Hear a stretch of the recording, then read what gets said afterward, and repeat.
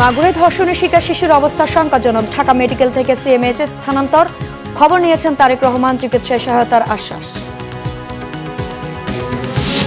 ধর্ষকের সর্বোচ্চ বিচার দাবিতে মধ্যরাতে উত্তাল ঢাকা বিশ্ববিদ্যালয়। স্বরাষ্ট্র উপদেষ্টার পদত্যাগ দাবিতে 24 ঘন্টার আলটিমেটাম শিক্ষার্থীদের। এনসিপির সাথে বিএনপি তুলনা নয় আহ্বান নেতাদের। কাঙ্ক্ষিত সংস্কার ছাড়া নির্বাচন হলে আবারও রক্তাক্ত গণঅভ্যুত্থানের শঙ্কা বিশিষ্টজনদের। আর্মির কিছু লোক 2007-08-এ বাংলাদেশের রাজনীতি ম্যানিপুলেটের চেষ্টা করেছে। বিস্ফোরক তথ্য তৎকালীন মার্কিন কূটনীতিক ড্যানিলোভিচের। দেখছিলেন ক্রাউন সিমেন্ট সংবাদ শিরোনাম। এবার বিস্তারিত। মাগুরায় ধর্ষণের শিকার 8 বছরের শিশুটির অবস্থা আশঙ্কাজনক হওয়ায় তাকে ঢাকা মেডিকেল থেকে সম্মিলিত সামরিক হাসপাতালে নেওয়া হয়েছে। এদিকে শিশুটির খোঁজ খবর নিতে গতকাল ঢাকা মেডিকেলে যান সমাজ কল্যাণ উপদেষ্টা শারমিন মুর্শিদ এবং বিএনপি স্থায়ী কমিটির সদস্য সেলিমা রহমানও। লন্ডন থেকে টেলিফোনে শিশুটির খবর নেওয়ার পাশাপাশি পরিবারটির দায়িত্ব নিয়েছেন বিএনপির ভারপ্রাপ্ত চেয়ারম্যান তারেক রহমান। বিস্তারিত ওবায়দুল্লাহ মামুনের রিপোর্টে। কদিন আগে মাগুরা শহরে বড় বোনের বাড়িতে বেড়াতে যায় 8 বছরের শিশু। সেখানে বৃহস্পতিবার সকালে পাশবিক নির্যাতনের শিকার হয় সে। পরে তাকে সংকটাপন্ন অবস্থায় উদ্ধার করে মাগুরা সদর হাসপাতালে নেওয়া হয়। অবস্থার অবনতি হলে সেখান থেকে নেওয়া হয় ফরিদপুর মেডিকেলে। উন্নত চিকিৎসার জন্য বৃহস্পতিবার রাতে আনা হয় ঢাকা মেডিকেল কলেজ হাসপাতালে।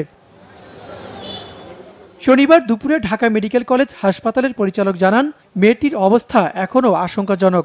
ডাক্তাররা যেটা বলেছেন, তার যে অ্যাকচুয়ালি যে পাশবিক নির্যাতনের ফলে আসলে তার যেটুকু ইনজুরি হয়েছে, কিছু ইনজুরি আছে তার পেরিনিয়াল রিজিয়নে, কিন্তু মেইন সমস্যাটা তার গলার কারণেই তার আসলে এই যে হাইপক্সিয়া হয়েছিল, সেই কারণে একবার তার কনভালশন হয়েছে, খিঁচুনি উঠেছিল আর কি। নির্যাতনের শিকার মেয়েটির মায়ের সাথে লন্ডন থেকে ফোনে যোগাযোগ করেন বিএনপির ভারপ্রাপ্ত চেয়ারম্যান তারেক রহমান। এ সময় তার চিকিৎসার ব্যয়ভার বহন করার পাশাপাশি অভিযুক্তদের দ্রুত আইনের আওতায় আনার দাবি জানান তিনি।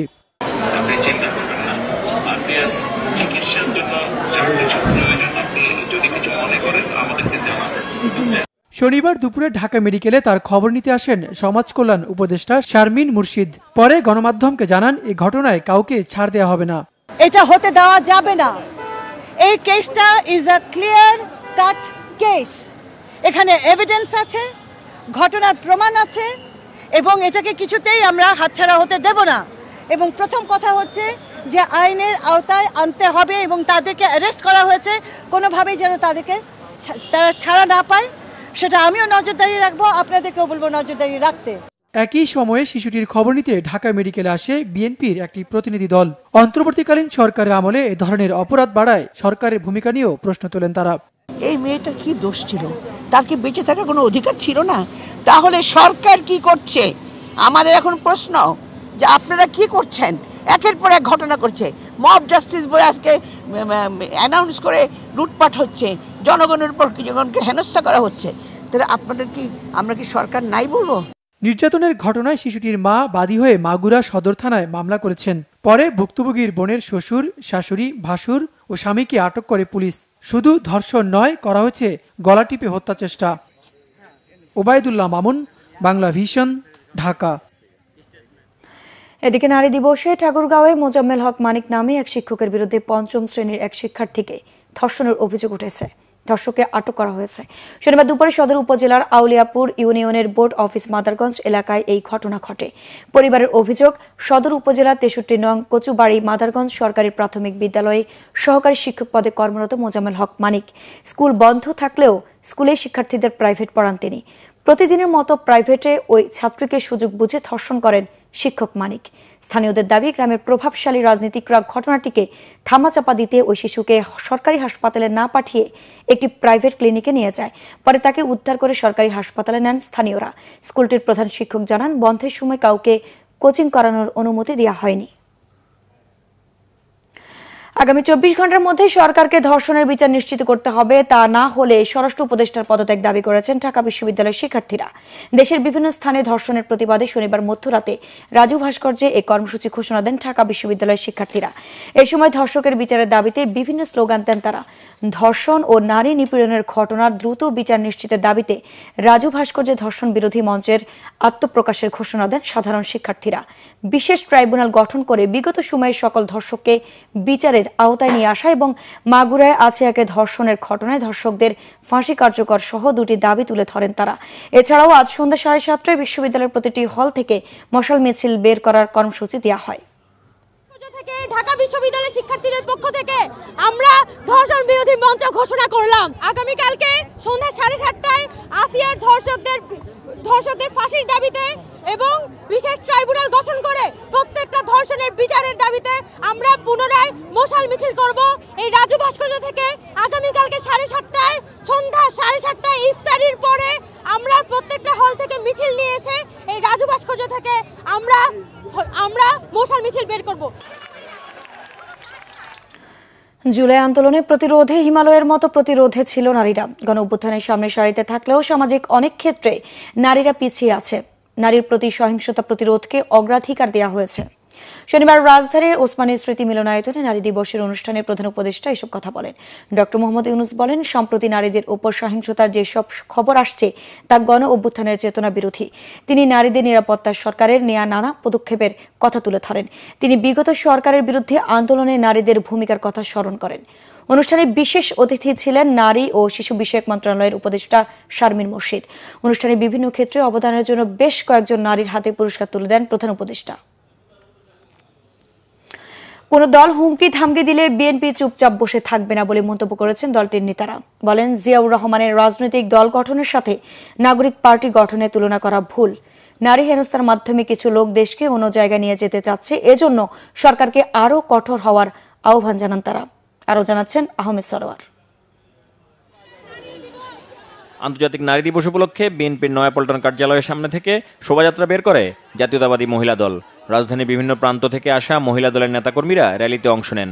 রং বেরঙের নানান ব্যানার, ফেস্টুন, প্লাকার্ড নিয়ে নারীর অধিকার আদায়ের দাবিতে স্লোগান দেন মহিলা দলের নেতাকর্মীরা। র্যালিটি নয়াপল্টন নাইটেঙ্গেল মোড় ঘুরে আবার নয়াপল্টনে গিয়ে শেষ হয়। এর আগে সংক্ষিপ্ত সমাবেশে নেতারা বলেন, স্বৈরাচারী শেখ হাসিনার আমলে নারী ও শিশুরা নিরাপদে ছিল না। ক্ষমতায় টিকে থাকতে শেখ হাসিনা দেশের সন্ত্রাসের রাজত্ব কায়েম করেছিল। মব জাস্টিস নিয়ে সরকারের সমালোচনা করেন তারা। সমাজের যে অস্থিতিশীলতা, সমাজের যে মব জাস্টিস, সমাজের যে নারী ধর্ষণ, নারী অপরাধ, এটা যদি বন্ধ করতে না পারেন তাহলে আমাদের বাংলাদেশের যে জনগণ যে স্বপ্ন নিয়ে এই বাংলাদেশকে আবার মুক্ত করছে, সেই স্বপ্নটা আমাদের পূরণ হবে। এদিকে বিএনপির ভারপ্রাপ্ত চেয়ারম্যান তারেক রহমানের 19তম কারাবন্দী দিবস উপলক্ষে জাতীয় প্রেস ক্লাবে আলোচনা সভা করে উত্তরবঙ্গ ছাত্র ফোরাম।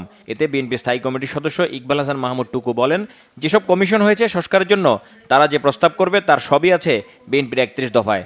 16 বছর ধরে তৃণমূল থেকে শুরু করে ধাপে ধাপে আন্দোলন তৈরি করে চূড়ান্ত পর্যায়ে নিয়ে আসা হয়েছে।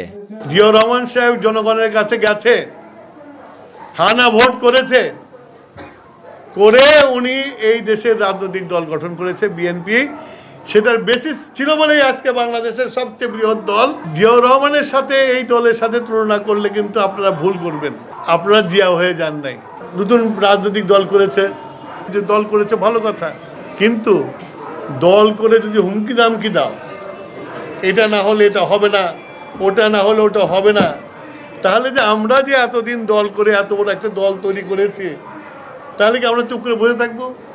এর আগে আন্তর্জাতিক নারী দিবস উপলক্ষে নয়াপল্টন কেন্দ্রীয় কার্যালয়ে সংবাদ সম্মেলন করেন বিএনপির সিনিয়র যুগ্ম মহাসচিব রুহুল কবির রিজভী। এই সময় তিনি বলেন, নিষিদ্ধ সংগঠন দেশে কিভাবে তাদের কার্যক্রম চালায় তার দায়বদ্ধতা সরকারের রয়েছে। এর জবাব সরকারকেই দিতে হবে। বিশ্ববিদ্যালয়ে ওখানে কি ড্রেস পরবে একজন রিক্সা থামিয়ে জিজ্ঞেস করছে, এগুলো তো সবই উগ্রবাদিতার লক্ষণ। এটা হতে পারে না এবং এই সমস্ত বিষয়গুলো আজকে সরকার এই বিষয়ে যথাযথ পদক্ষেপ গ্রহণ করবে। কোনোভাবেই যেন জঙ্গিবাদ মাথাচাড়া দিয়ে না উঠতে পারে। এদিকে আন্তর্জাতিক নারী দিবস উপলক্ষে অদম্য নারী, শক্তিতে অজেয় এই স্লোগানে দেশের বিভিন্ন শ্রেণী পেশার সংগ্রামী নারী ও জুলাইয়ের নারী শহীদ ও আন্দোলনকারীদের প্রতি বিশেষ সম্মাননা, বইমেলা ও আলোচনা সভার আয়োজন করে জাতীয়তাবাদী ছাত্রদল। বর্তমানে বাংলাদেশে নারী এবং শিশুদের প্রতি সহিংসতা নিপীড়ন যে পরিমাণে বৃদ্ধি পাচ্ছে সেটা অনেক উদ্বেগজনক। আমরা এর তীব্র নিন্দা এবং প্রতিবাদ জানিয়েছি দলীয়ভাবে, নিজে আমি ব্যক্তিগতভাবে আজকে জানাই। অবশ্যই এই সরকারকে এই সমস্ত কিছু খুব কঠোর হস্তে দমন করতে হবে। আহমেদ সরওয়ার, বাংলা ভিশন, ঢাকা। শুধু একটি নির্বাচনের জন্য জুলাই অভ্যুত্থানে জীবন দেয়নি দেশের ছাত্র জনতা। কাঙ্ক্ষিত সংস্কার ছাড়া নির্বাচন হলে দেশে আবারও রক্তাক্ত গণ অভ্যুত্থানের আশঙ্কা বিশিষ্টজনদের। শনিবার জাতীয় প্রেস ক্লাবে centre for policy analysis and advocacy CPAA আয়োজিত বর্তমান রাজনৈতিক প্রেক্ষাপটে জাতীয় ও স্থানীয় সরকার নির্বাচন বিষয়ক সংলাপে এসব কথা বলেন তারা। তাদের মতে জাতীয় নির্বাচনের আগে বর্তমান নির্বাচনের কমিশনের জন্য টেস্ট কেস হিসেবে হলেও স্থানীয় নির্বাচন আয়োজন করা জরুরি। সংলাপে বক্তারা বলেন, নির্বাচন সংস্কার কমিশন নিয়ে দেশের রাজনৈতিক দলগুলোর কোনো মত বিরোধ ছিল না, তাই সকল দলের উচিত তাদের সুপারিশগুলো মেনে জাতীয় নির্বাচনের আগে স্থানীয় নির্বাচনের বিষয়ে একমত হওয়া। বক্তারা বলেন, একটি দলের স্বৈরতান্ত্রিক মনোভাব, বিরোধী মত দমন, সীমাহীন দুর্নীতি এবং ভোট জালিয়াতি করে ক্ষমতায় টিকে থাকার অনিবার্য পরিণতি ২৪-এর গণঅভ্যুত্থান। জাতীয় নির্বাচনের পর দেশের মানুষের কাঙ্ক্ষিত সংস্কার সম্পন্ন করা দলীয় সরকারের পক্ষে সম্ভব হবে না বলেও মত দেন কেউ কেউ। দুর্বল আইন দিয়ে নারীর প্রতি সহিংসতা রোধ করা যাবে না, এজন্য আইনগুলো ঢেলে সাজাতে হবে মন্তব্য করেছেন জাতীয় নাগরিক পার্টির জ্যেষ্ঠ যুগ্ম আহ্বায়ক সামান্তা শারমিন। শনিবার বিকালে জাতীয় জাদুঘরের সামনে এক সমাবেশে তিনি বলেন, সমাজে নারী শিশু কেউই নিরাপদ নয়। শিশুদের উপর পাশবিক নির্যাতনের ঘটনা তীব্র নিন্দা জানান সামান্তা শারমিন।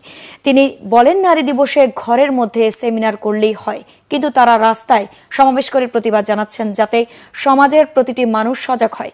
সমাবেশে শিক্ষার্থী সহ নারী অধিকার নিয়ে কাজ করা সংগঠকরা বক্তব্য রাখেন। ২০০৭-৮ সালে আর্মির কিছু লোক বাংলাদেশের রাজনীতিকে ম্যানিপুলেট করার চেষ্টা করেছিল বলে জানান সে সময় ঢাকায় নিযুক্ত মার্কিন কূটনীতিক জন এফ ড্যানিলোভিচ। ওই সময় সংস্কার না করে কোনো রকম সমঝোতা করে নির্বাচনের উপর গুরুত্ব দেওয়া সংক্রান্ত মার্কিন নীতি ভুল ছিল বলে মনে করেন তিনি। জানান, ১/১১ সময় সংস্কার হলে এখন আর সংস্কার করা লাগতো না। ২০০৭-৮ সালে তত্ত্বাবধায়ক সরকারের সময় রাজনৈতিক দল, সিভিল সোসাইটি সহ অন্যান্য অংশীজনদের বাদ দিয়ে শুধুমাত্র আর্মিকে গুরুত্ব দেওয়া যুক্তরাষ্ট্রের ভুল ছিল বলে জানান এই কূটনীতিক। এই কারণেই এবার যুক্তরাষ্ট্র বাংলাদেশের সংস্কার সমর্থন করছে বলে জানান তিনি। ভারত থেকে বাংলাদেশ বিরোধী ভুয়া তথ্য ও অপপ্রচার ছড়ানো হচ্ছে জানিয়ে তিনি বলেন, এর বিরুদ্ধে সবাইকে ঐক্যবদ্ধ হতে হবে। ঢাকায় নিযুক্ত সাবেক মার্কিন রাষ্ট্রদূত উইলিয়াম বি মাইলাম জানান, ১৯৭১ সালে বাংলাদেশের মুক্তিযুদ্ধে যুক্তরাষ্ট্রের অবস্থান ভুল ছিল, তবে তারপর থেকে বাংলাদেশের গণতন্ত্র, মানবাধিকার ও অর্থনৈতিক উন্নয়নে সহায়তা করছে যুক্তরাষ্ট্র। আগামী নির্বাচনে আওয়ামী লীগের অংশ নেয় না নেয়ার বিষয়টি বাংলাদেশের জনগণ ঠিক করবে বলে জানান তিনি। রাজধানীর একটি অডিটোরিয়ামে সেন্টার ফর গভর্নেন্স স্টাডিজ আয়োজিত অনুষ্ঠানে এসব কথা বলেন তিনি। কিছুতেই থামছে না আকাশপথে নৈরাজ্য। সৌদি আরব সহ বিশ্বের প্রায় সকল গন্তব্যের প্লেনের টিকিটের দাম বেড়ে প্রায় দ্বিগুণ হলেও বিমানবন্দরের বাড়তি মাশুল কমানোর উদ্যোগ নিতে ব্যর্থ নিয়ন্ত্রক সংস্থা। উল্টো গ্রুপ টিকিট বিক্রি বন্ধে মন্ত্রণালয়ের জারি করা পরিপত্র সংকট আরও বাড়িয়েছে। নতুন সিদ্ধান্তের ফলে হাজার কোটি টাকার ব্যবসা বিদেশি ট্রাভেল এজেন্টদের হাতে চলে যাওয়ায় পাশাপাশি সরকারের রাজস্ব কমার শঙ্কা করছেন খাত সংশ্লিষ্টরা। জিওলক সবুজের রিপোর্ট। বেশ কিছুদিন ধরেই ঊর্ধ্বমুখী উড়োজাহাজের টিকিটের দর। বিভিন্ন গন্তব্যের টিকিট আগে ৪০ থেকে ৬০ হাজার টাকায় পাওয়া গেলেও এখন মিলছে না লাখ টাকাতেও। উচ্চ ভ্রমণ কর সহ গ্রাউন্ড হ্যান্ডেলিং, ল্যান্ডিং ও পার্কিং চার্জ সহ এয়ারপোর্টের বিভিন্ন সেবার মাশুল বাড়ায় দাম বেড়েছে টিকিটের। বাড়তি সেই দরকে আরও উস্কে দিয়েছে ডলার সংকটে এয়ারলাইন্সগুলোর টিকিট বিক্রির টাকা নিজ দেশে ফেরত নিতে না পারার জটিলতা। টিকিটের উচ্চ দর নিয়ন্ত্রণে সরকার পরিপত্র জারি করলেও থামেনি অরাজকতা। চাহিদার তুলনায় সরবরাহ কম থাকাকেই এজন্য দায়ী করছেন ব্যবসায়ীরা। এয়ারলাইন্স মালিকদের সংগঠন বারের পক্ষ থেকে এক চিঠিতে সরকারের পরিপত্রকে আইন পরিপন্থী দাবি করে বিধিনিষেধ প্রত্যাহারের দাবি জানিয়েছেন। এ নিয়ে সরকারের পক্ষ থেকে আনুষ্ঠানিক কিছু না জানালেও যৌক্তিক ব্যাখ্যা নেই দর নিয়ে সবচেয়ে বেশি সরব থাকা আটাব নেতাদের কথাতেও।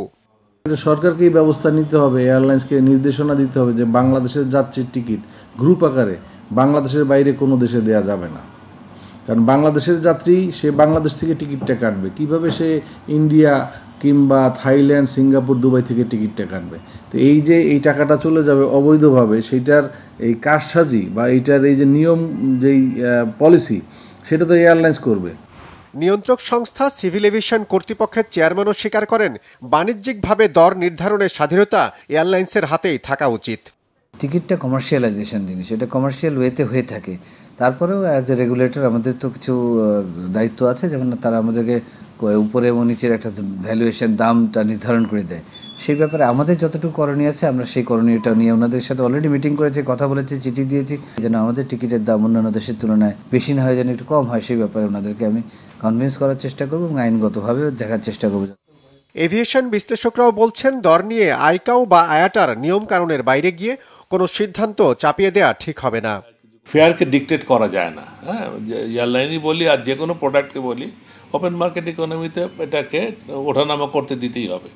ডিমান্ড বেশি থাকলে বাড়বে, ডিমান্ড কম থাকলে কমে যাবে। কিছু সংখ্যক এয়ারলাইন, বিশেষ করে বাজেট ক্যারিয়ারগুলো আমাদের দেশে অ্যাডভান্স গ্রুপ সেল করে দেয়, দিয়ে তার টাকাটা অ্যাডভান্স নিয়ে নেয়, মার্কেট থেকে তুলে নেয়। এতে করে কিছু কিছু এয়ারলাইন এটা বেনিফিট নিচ্ছে এবং কিছু কিছু আনস্ক্রুপুলাস ট্রাভেল এজেন্সি এই সুযোগটা নিচ্ছে। তারা কম দামের টিকিটটা কিনে এবং যখন ফ্লাইটের আগে আগে তারা বেশি দামে বিক্রি করছে। উড়োজাহাজের টিকিটের দর সহনীয় পর্যায়ে নামিয়ে আনতে সেবার মাসুল কমানো এবং ডলার সংকট দূর করা সহ চিহ্নিত সমস্যা দূর করার তাগিদ বিশেষজ্ঞদের। জিয়াউল হক সবুজ, বাংলা ভিশন, ঢাকা। ভারতের সাথে বিএনপির একতরফা সম্পর্ক হবে না বলে জানিয়েছেন দলের ভারপ্রাপ্ত চেয়ারম্যান তারেক রহমানের পররাষ্ট্র বিষয়ক উপদেষ্টা হুমায়ুন কবির। তিনি বলেন, শেখ হাসিনাকে ভারতে রেখে বন্ধুত্বপূর্ণ সম্পর্ক গড়ে ওঠা কঠিন। তারপরও দেশের স্বার্থকে প্রাধান্য দিয়েই ভারতের সাথে যোগাযোগ বা সম্পর্ক হবে। দুদিনের সংক্ষিপ্ত সফরে বাংলাদেশে এসে বাংলা ভিশনের সাথে একান্ত সাক্ষাৎকারে হুমায়ুন কবির এসব কথা বলেন। এ সময় তিনি বলেন, তারেক রহমানকে নিয়ে দেশে বিদেশি নিরাপত্তা ঝুঁকি আছে, তারপরও তিনি নির্বাচনের আগেই দেশে ফিরবেন। নিয়াজ মাহদুমের রিপোর্ট। দুদিন আগে সংক্ষিপ্ত সফরে বাংলাদেশে আসেন বিএনপির ভারপ্রাপ্ত চেয়ারম্যান তারেক রহমানের পররাষ্ট্র বিষয়ক উপদেষ্টা হুমায়ুন কবির। এ সময় তিনি বাংলা ভিশনের সাথে একান্ত সাক্ষাৎকারে জাতীয় নির্বাচন, বাংলাদেশ ভারত সম্পর্ক এবং তারেক রহমানের দেশে ফেরা নিয়ে কথা বলেন। ভারতের সাথে বিএনপির সম্পর্ক নিয়ে এক প্রশ্নের জবাবে হুমায়ুন কবির বলেন, শেখ হাসিনাকে ভারতে রেখে তাদের সাথে বন্ধুত্বের সম্পর্ক কঠিন হবে। তারপরেও রাজনৈতিক সরকার গঠন হলে দেশের স্বার্থকে প্রাধান্য রেখেই প্রতিবেশী দেশ হিসেবে বন্ধুত্বপূর্ণ সম্পর্ক তৈরি হবে, তবে সেটা একতরফা নয়। Sheikh Hasina is doing that, she is a terrorist, আর এই টেররিস্টকে হারবার করছে ভারত। তাকে রেখে ওখানে তো আর আমাদের মানে ফ্রেন্ডলি সম্পর্ক করে উঠবেন, আমাদের মানুষের ইন্টারেস্টের পক্ষে কথা বলবেন। এখানে কোনো একতরফা ওয়ান সাইডেড রিলেশনশিপ হবে না। আপনি ট্রেড বলেন, ইনভেস্টমেন্ট বলেন, সিকিউরিটি বলেন, এখানে আমাদের দেশের স্বার্থকে প্রাধান্য রেখে আমরা মিউচুয়াল লেভেল প্লেয়িং ফিল্ডে ভারতের সাথে যোগাযোগ স্থাপন করব। এখানে কোনো একক মনোভাব, ভারত যদি মনে করে তার একক মনোভাব চালাবে, then they are making a very big miscalculation that won't be tolerated by the people of Bangladesh.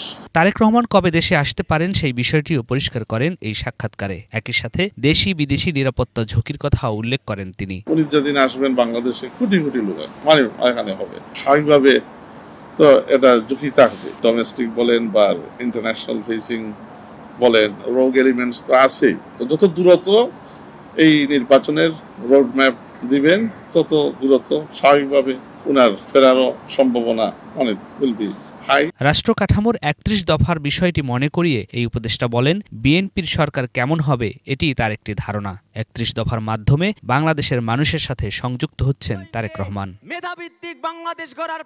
নতুন দলের আত্মপ্রকাশ মঞ্চ থেকে উপস্থাপন করা ঘোষণাপত্রে সেকেন্ড রিপাবলিক প্রতিষ্ঠার সমালোচনাও করেন হুমায়ুন কবির। বলেন, মানুষের মতামতের বাইরে গিয়ে এককভাবে সেকেন্ড রিপাবলিক করতে পারে না। এইগুলা আপনি মানুষের মতামতের বাইরে গিয়ে এককভাবে কিন্তু স্থাপন আপনি করতে পারেন না। তো what is the best method of taking people's view point? মানে এক্সিকিউটিভ ডিসিশনে আপনি কনস্টিটিউশন বদলাবেন বা এক্সিকিউটিভ ডিসিশনে আপনি যেভাবে চান যা ইচ্ছা তা করবেন, ইটস নট পসিবল। মানুষের পালস ছিল to get rid of Sheikh Hasina. এখন মানুষের পালস হচ্ছে যে একটা স্থিতিশীল ইলেক্টেড গভর্নমেন্ট প্রয়োজন এই দেশকে এগিয়ে নেওয়ার জন্য। এটা আপনার বুঝতে হবে। হাসিনা পতনের এই আন্দোলনে ছাত্র সমাজ, সাধারণ জনগণ, বিভিন্ন রাজনৈতিক দল এবং সিভিল সোসাইটির অবদান রয়েছে। তাই কাউকে ছোট করে দেখার এখতিয়ার নেই বলেও মন্তব্য করেন হুমায়ুন কবির। নিয়াজ মাহদুম, বাংলা ভিশন, ঢাকা। জনাব তারেক। সিলেটের কানাইঘাট সীমান্তে ভারতীয় খাসিয়ার হামলায় নিহত বাংলাদেশি যুবকের মরদেহ পরিবারের কাছে হস্তান্তর করেছে বিএসএফ। শনিবার রাতে বিজিবির সাথে বিএসএফ এর পতাকা বৈঠক হয়। ভারতের শাহিদ মিয়ার ময়নাতদন্ত শেষে মরদেহ পরিবারের কাছে হস্তান্তর করা হয় বলে নিশ্চিত করেছেন কানাইঘাট থানার ওসি আব্দুল আউয়াল। শুক্রবার ভোর রাতে কানাইঘাট সীমান্তের ওপারে লাইজুড়ি বাঁশকোনা এলাকায় ভারতে প্রবেশ করেন শাহিদ সহ বেশ কয়েকজন। সে সময় ভারতীয় খাসিয়াদের সাথে তাদের কথা কাটাকাটি হয়। এক পর্যায়ে খাসিয়ারা শাহিদকে আঘাত করলে ঘটনাস্থলে তার মৃত্যু হয়। সংবাদ শেষ করব ক্রাউন সিমেন্ট শিরোনামগুলো আরেকবার জানিয়ে। মাগুরায় ধর্ষণের শিকার শিশুর অবস্থা শঙ্কাজনক। ঢাকা মেডিকেল থেকে সিএমএইচে স্থানান্তর, খবর নিয়েছেন তারেক রহমান। চিকিৎসার সহায়তার আশ্বাস। ধর্ষকের সর্বোচ্চ বিচার দাবিতে মধ্যরাতে উত্তাল ঢাকা বিশ্ববিদ্যালয়। ষষ্ঠ উপদেষ্টার পদত্যাগ দাবিতে 24 ঘন্টার আলটিমেটাম শিক্ষার্থীদের। এনসিপির সাথে বিএনপির তুলনা নয় আহ্বান নেতাদের। কাঙ্ক্ষিত সংস্কার ছাড়া নির্বাচন হলে আবারও রক্তাক্ত গণ অভ্যুত্থানের শঙ্কা বিশিষ্টজনদের। আর্মির কিছু লোক 2007-08 বাংলাদেশের রাজনীতি ম্যানিপুলেটের চেষ্টা করেছে, বিস্ফোরক তথ্য তৎকালীন মার্কিন কূটনীতিক ড্যানিলোভিচের। দর্শক, ছিল এখনকার মতো। পরের সংবাদ সকাল 10টায়। এর আগে 9টায় রয়েছে নিউজ টপ 10 দেখার আমন্ত্রণ রইল। এছাড়া বাংলা ভিশন সংবাদ ও সংবাদ সংশ্লিষ্ট অনুষ্ঠান দেখতে ভিজিট করুন www.bvnews24.com ও facebook.com/banglavisionnews এবং সাবস্ক্রাইব করুন youtube.com/banglavisionnews। ধন্যবাদ।